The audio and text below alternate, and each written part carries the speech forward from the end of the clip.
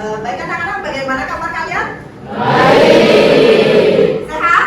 Sehat. Bahagia hari ini? Bahagia. Harus ya, apalagi bertemu dengan Tiga ya. Nah, anak-anak, sebelum kita memulai pelajaran, alangkah baiknya kita memulai dulu dengan doa ya.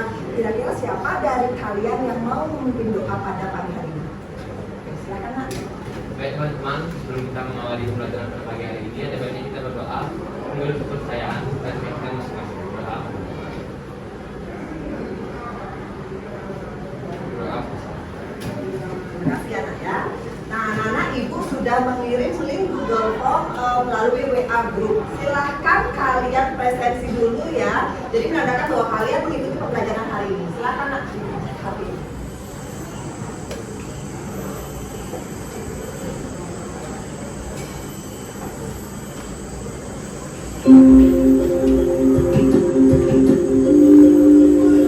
silakan disimak baik-baik ya. Ya.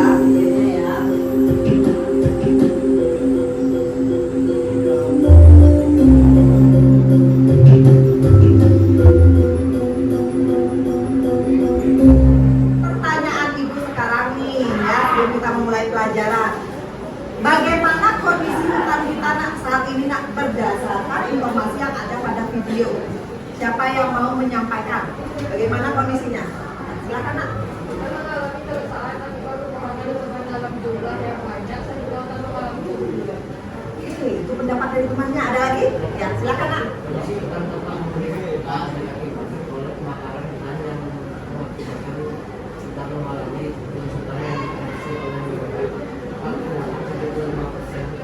Iya, itu dilengkapi sudah dengan data yang mendukung ya.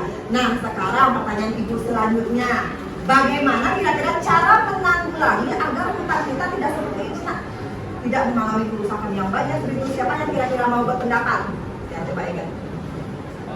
Caranya yang pertama yaitu melakukan reboisasi, Ya. yang kedua melakukan sistem tebang pilih tanah, terus yang ketiga mengurangi penggunaan kertas, Ya. keempat memberikan sanksi kepada penebangan liar, Ya. terakhir yaitu mencegah pembakaran hutan.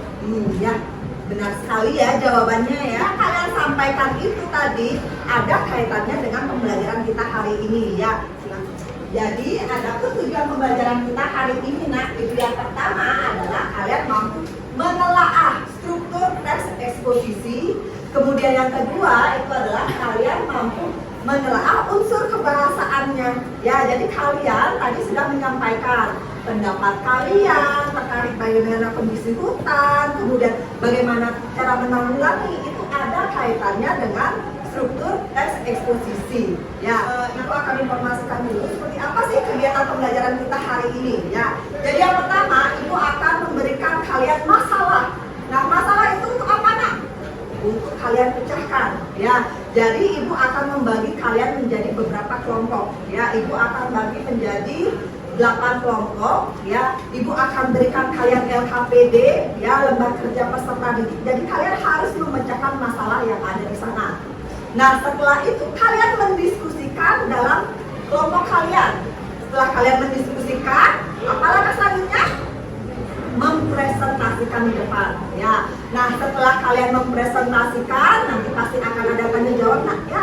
Nah, setelah kalian mempresentasikan, kemudian Ibu akan memberikan penguatan kepada kalian. Kemudian di akhir Ibu akan memberikan yang namanya evaluasi. Evaluasinya itu berupa kuisis. Ya, ada sebuah teks di sini Nak. Apa judulnya? Peresapan air biopori. Sebelum Ibu lanjut nih, apakah ada yang ingin bertanya Nak terkait dengan ini? Ya, silakan Nak. Iya. Nah, jadi sudah ditanya ya sama temannya. Jadi inilah yang akan kita bahas Nak. Ya, kira-kira siapa di sini yang mau berpendapat? Ini masuk dalam struktur yang mana? Siapa yang mau berpendapat? Ya, silakan Nak. Secara urut, yang pertama itu pada paragraf 2 itu terkait fungsi tesis, yang digantikan dengan paragraf pertama pada itu masuk rangkaian argumen dan digantikan dengan paragraf ketiga itu penjelasan. Itu pendapat dari temannya. Kira-kira di sini siapa yang bisa menyampaikan alasannya Nak? Mengapa kalian jawab seperti itu? Silakan Nak.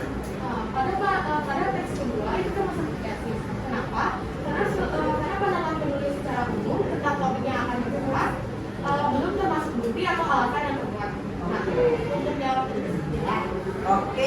pintar sekali ya, sudah lengkap disampaikan alasannya.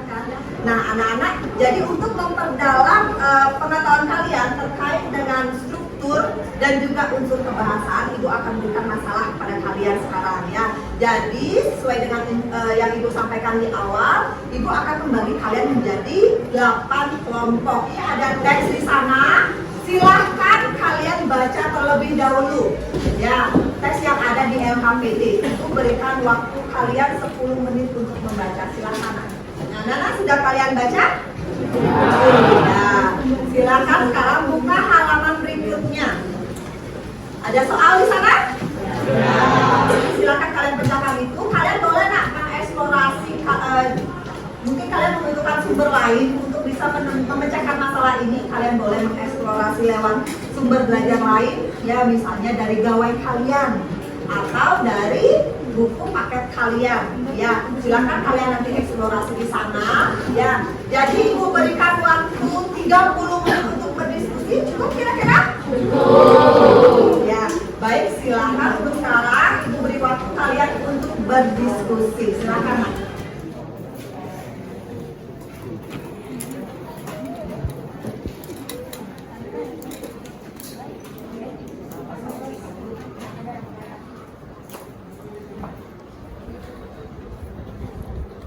Ada masalah kira-kira?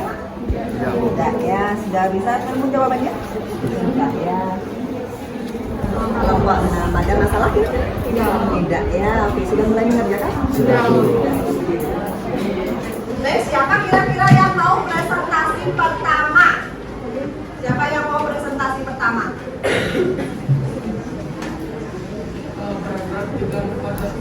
Paragraf 3, 4, dan 5 rangkaian argumentasi karena berupa sejumlah pendapat penulis tentang permasalahan yang terjadi dalam media komunikasi. Paragraf ke-6 sampai 7, struktur teks, penegasan ulang atau simpulan, alasan, karena berisi perumusan kembali tentang media komunikasi secara singkat. Aspek kebahasaan, kata kerja mental, bukti kalimat, penggunaan kata mendukung, mempermudah, dan diingatkan.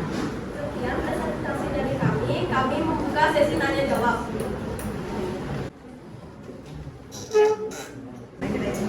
Kenapa paragraf pertama disebut dengan teks? Karena berisi topik atau pandangan penulis secara umum tentang media elektronik. Sekian presentasi dari kami. Mohon maaf bila ada salah kata. Kami tutup dengan kalimat santi. Om Santi. Baik, silakan duduk. Nah, baik, kira-kira sekarang siapa yang mau melanjutkan? Om Swastiastu.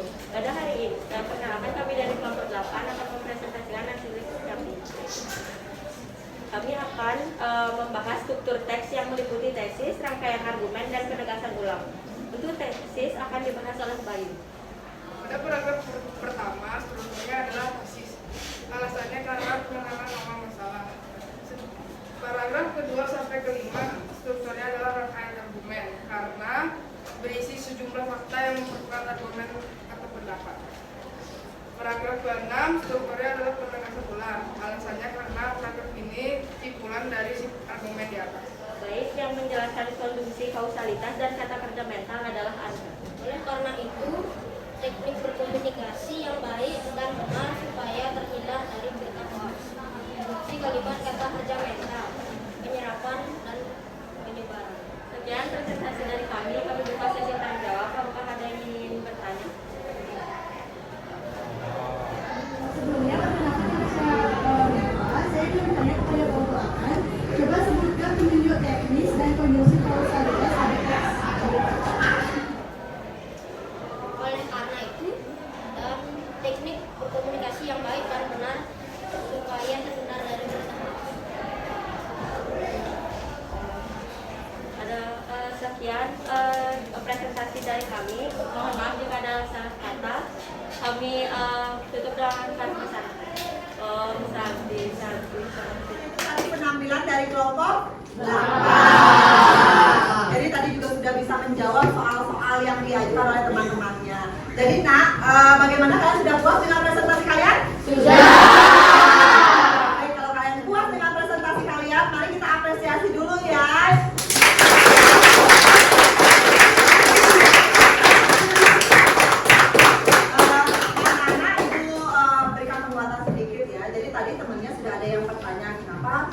itu disebut dengan tesis, kenapa itu disebut dengan rangkaian argumen dan juga penegasan ulang.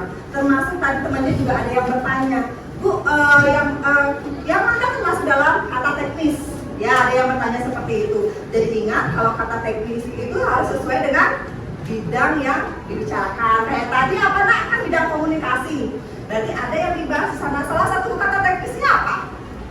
Gawai. Itu misalnya. Itu termasuk dalam kata teknis. Komunikasi. Itu termasuk dalam kata teknis. Ya, jadi jika kalian belum mencantumkan apa yang disampaikan, silahkan kalian lengkapi. Ya, jadi LKPD kalian itu silahkan kalian lengkapi. Kemudian hasil dari LKPD kalian itu kalian dokumentasikan berupa foto. Kirimnya kemana? Ke Google Classroom. Ya, pada bagian teks eksposisi, menelaah struktur dan unsur kebahasaan. Ya, sampai di sini paham? Paham. Ya, baik anak-anak, kira-kira sebelum ibu lanjut nih nanti ke bagian evaluasi, siapa yang kira-kira bisa menyimpulkan pembelajaran yang sudah kita lakukan hari ini? Ya, silakan nak. Perkenalkan, nama saya Erna, izin menjawab. Kesimpulan dari pembelajaran hari ini adalah kita belajar tentang struktur dan juga unsur kebahasaan teks eksposisi. Seperti yang Bu Guru tadi jelaskan, struktur teks eksposisi itu terdiri dari tesis, rangkaian argumen, dan juga penegasan ulang. Sedangkan pada unsur kebahasaan teks eksposisi itu terdiri dari kata teknis, konjungsi kausalitas, kata kerja mental, kata penunjukan, dan juga kata persuasif. Terima kasih. Iya, benar. Terima kasih ya karena sudah menyampaikan kesimpulan. Jadi sebelum ibu lanjut sekarang kepada bagian akhir yakni evaluasi, silakan kalian kembali dulu ke bangku kalian masing-masing. Silakan. Nah, silakan kalian sudah masuk ke bagian kuisis? Sudah. Oke, silakan kalian masukkan kode yang ada di dalam kuisis ini, nak. Kodenya itu 730531. Silakan dijawab. Ingatkan ya, juara 1 itu Denimra, kemudian juara 2 itu Oke, yang ketiga itu dia ya, kedua ngelap ya. Anak-anak, sebelum ibu melangkah selanjutnya, apakah ada hambatan yang kalian alami selama mengikuti pembelajaran ini? Oke, coba anda. Soal yang panjang. Soalnya terlalu panjang, iya? Iya. Ya, waktunya gimana? Aku akan sesuaikan nanti ya dengan tipe soalnya ya. Oke anak-anak, sebelum ibu akhiri untuk pembelajaran hari ini, jadi ibu informasikan terlebih dahulu untuk pembelajaran kita selanjutnya. Ya, jadi untuk pembelajaran kita selanjutnya itu kita akan melangkah pada materi yang sama seluruhnya dengan materi hari ini. Jadi sekarang kita menelaah struktur. Untuk pertemuan berikutnya kita akan menulis apa?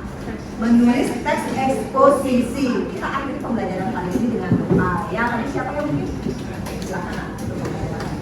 Baik teman-teman, sebelum kita mengakhiri pembelajaran kita pagi hari ini, ada baiknya kita menutup dengan doa menurut keyakinan dan pikiran masing-masing.